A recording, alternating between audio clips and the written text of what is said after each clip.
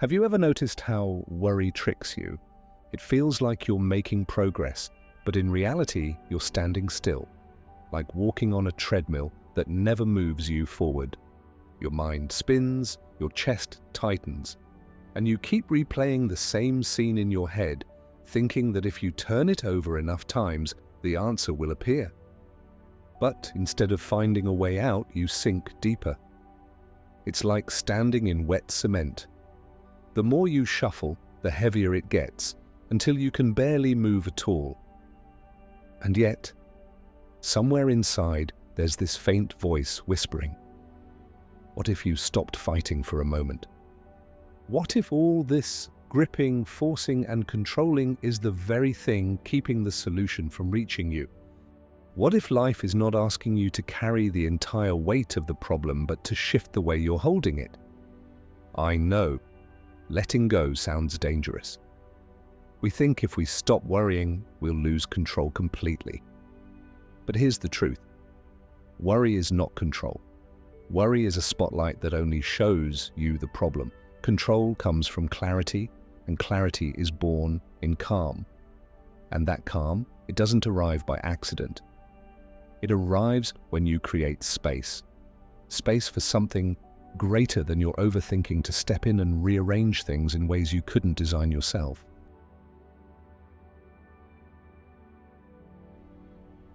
Worry wears the mask of responsibility. It tells you, if you stop thinking about this, things will fall apart. It makes you feel like your constant mental effort is holding the whole structure together. But here's the twist. Worry doesn't hold things together. It quietly pulls them apart from the inside. It's like adding weight to a bridge you're trying to repair. Instead of freeing up space to fix the beams, you pile on more stress until the structure starts to bend. And all the while, you believe that the strain you're under is proof that you care. But caring and worrying are not the same. Caring directs energy toward what you want to create. Worry locks your focus on what you fear might happen. When your attention is consumed by what could go wrong, you're rehearsing the wrong play. You're running the scenes of failure in your mind so many times that you leave no space for the scenes where things actually work. Life doesn't require your sleepless nights to act on your behalf. It doesn't need you to pace in circles around the problem, micromanaging every possible disaster.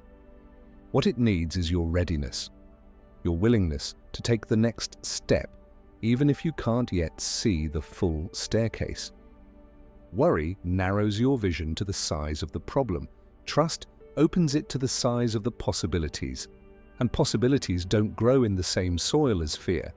They grow in the soil of presence, action, and faith in the unseen. So the first shift is simple, but it's not easy. Stop treating worry like it's part of the plan.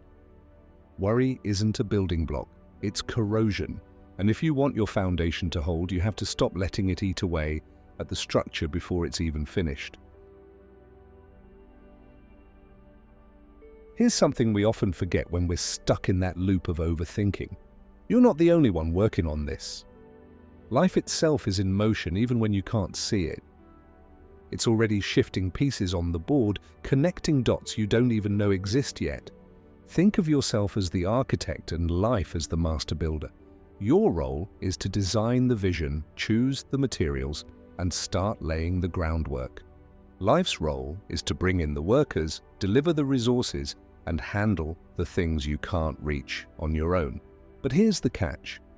Life can't start construction if you keep changing the blueprint out of fear. If every day you redraw the plan because you're worried it might not work, the build never begins. When you stay stuck in control mode, it's like standing in the middle of the site, blocking the trucks from bringing in the supplies. When you step aside, not by giving up, but by making space, the materials start arriving. And when they arrive, your job is simple. Keep building with what you have, knowing more is on the way. Co-creation isn't about sitting back and letting life do all the work. It's about doing your part fully while trusting that life will meet you halfway. You set the bricks you can reach. Life raises the walls you can't. And when that partnership clicks, the pace changes, the walls go up faster, the windows open to views you didn't plan, and suddenly you're standing inside a structure you once thought would take forever to finish. You know that feeling when you replay the same conversation, the same scenario over and over. You think you're analyzing it, but really you're just running laps in your mind. The problem isn't getting smaller, and you're just wearing a deeper track into the ground. It's like standing in a room full of locked doors, rattling the same handle again and again, hoping this time it will open. But every second you spend gripping that handle is a second you're not looking for the keys. This is the trap of the mental loop. It convinces you that you're working toward a solution, when in reality, you're just feeding the problem with your focus. And the more you feed it, the bigger and heavier it becomes. Here's the thing. Solutions often arrive sideways. They come from a different angle, a fresh conversation, a step you weren't even planning to take. But you can't see that angle when your mind is locked on a single path. Breaking the loop starts with stepping back. Not forever, just long enough to let the mental static fade so you can hear something new. It's like tuning a radio. The signal's always there, but you can't hear it until you dial past the noise. When you clear the noise, the mind relaxes. When the mind relaxes, ideas start showing up, quietly but with precision. And those ideas, they're the first real bricks you can lay toward the outcome you want.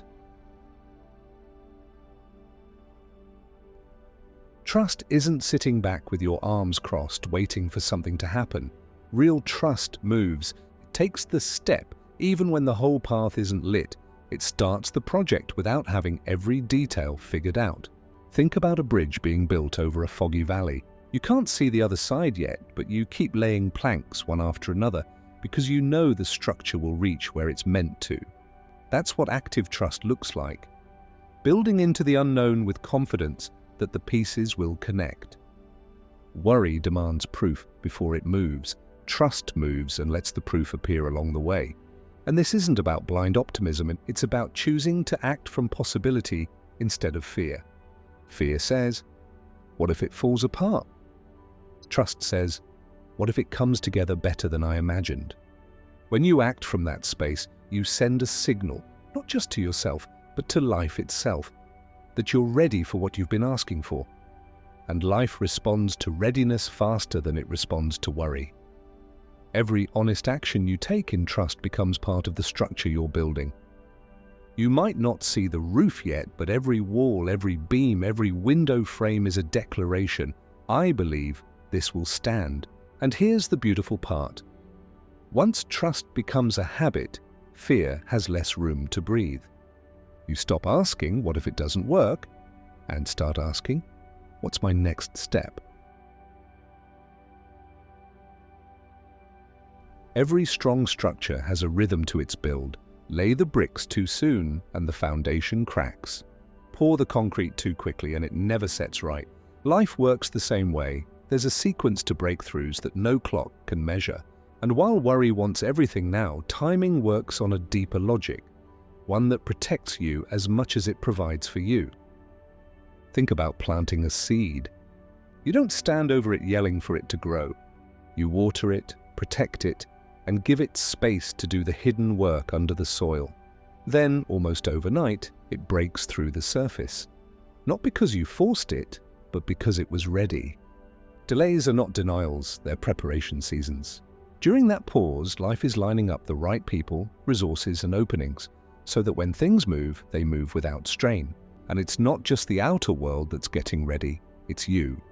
The pause shapes your patience, strengthens your capacity, and clears out the fears that would have made you drop what you're about to receive. When timing delivers, it doesn't creep in slowly.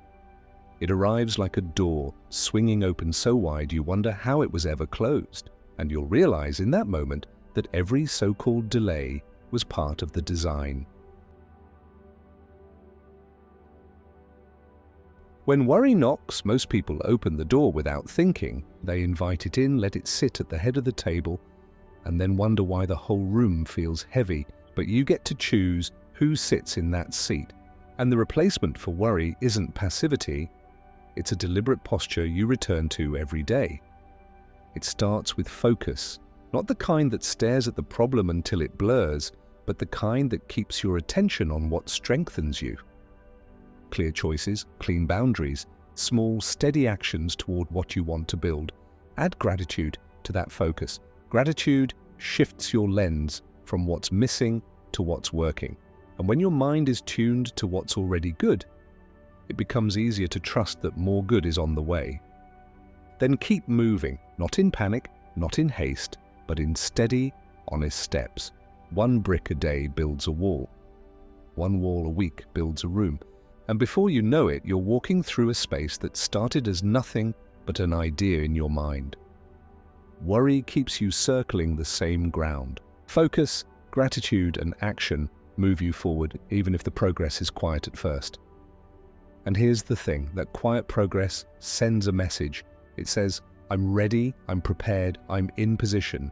And life responds to that readiness with opportunities that match it.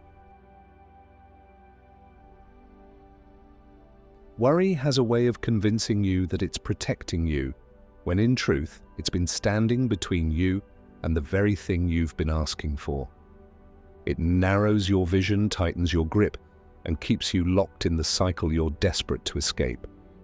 But you weren't designed to carry every piece of the puzzle alone. You were made to create, to take the steps you can see, and to trust that the rest will reveal itself at the right time.